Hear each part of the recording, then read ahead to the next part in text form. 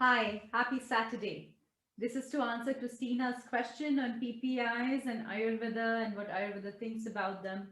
PPIs are proton pump inhibitors, which are used for the treatment of hy- hyperacidity, GERD, that's gastrointestinal reflux disease, ulcerative conditions of the gastrointestinal tract, and also prescribed often in conjunction with a lot of other modern medications to allow the body to tolerate the other drugs without causing any gut issues. So, when they are prescribed by a physician, there is almost always often a reasonable need for them at that stage of the disease. And we should not try to change the dosing without having a conversation with the physician that you might be working with. However, there is also a lot of OTC or over-the-counter consumption of these drugs, which are also called as pantoprazole and omeprazole. These are the names of proton pump inhibitors. And in both case scenarios, there is definitely a need for us to understand as to why the body requires these drugs and what can we do to reduce this dependence on the drug. Okay. So for that, Ayurveda has very well thought out uh, algorithms, and two of the main highlights of that are that that hyperacidity kind of conditions can be caused due to either pure acid, which is called as nirama pitta, or it can be caused due to sama pitta, which is acidity along with indigestion. To understand.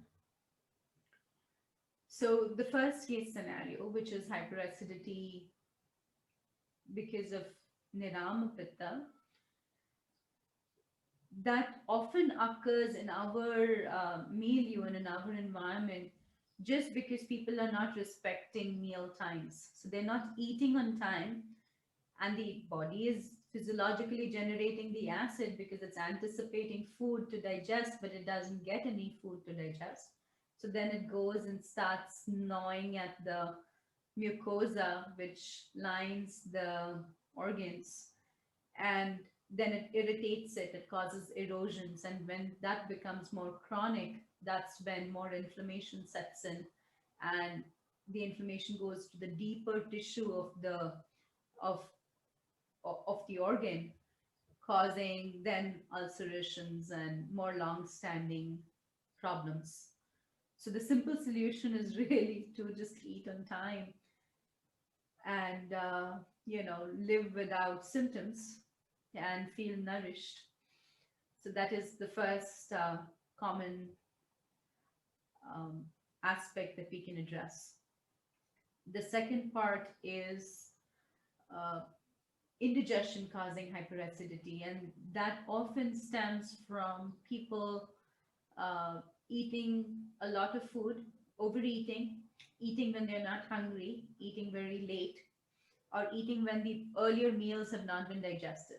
Okay, so all of these situations lead to undigested food material which hangs around in the system, which then needs to be um, digested and processed.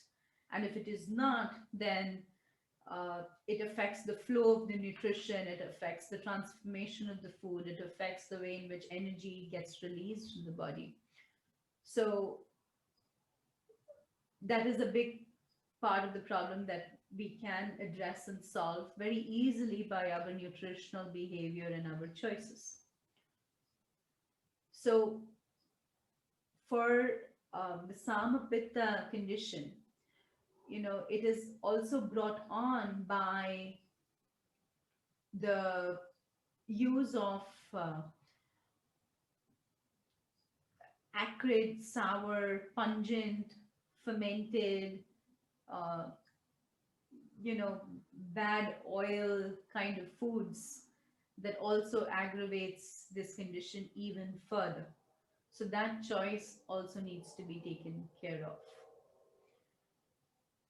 Understanding whether or not you have ama in your system requires a little bit of education, and it is an amorphous concept.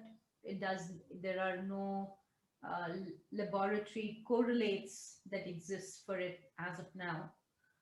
And we need to be able to do a self-assessment for whether or not we have ama or not. And if we have ama, how are we going to respond to it? How our food choice is going to change? This is a life skill that we all need to develop. And I am increasingly feeling a need that we do immersive learning sessions just for that. We can learn the rest of Ayurveda later, but ama mitigation is something that we all need to learn culturally and share and teach each other. So, with that, I hope that I have addressed the concerns, that the question that Christina had. Although I think I have not addressed one more aspect for that, which is PPIs, long term usage of PPIs. It leads to changes in the gut microbiome, and it also leads to um, an impact on calcium absorption and osteopenia, and even osteoporosis studies. There are some correlations with long-term PPI use. So there is definite there is a definite need for us to get off these drugs as soon as possible, but to do so with understanding and without fear. Okay. So I hope that answers the question, and happy Saturday. Namaste. Have fun.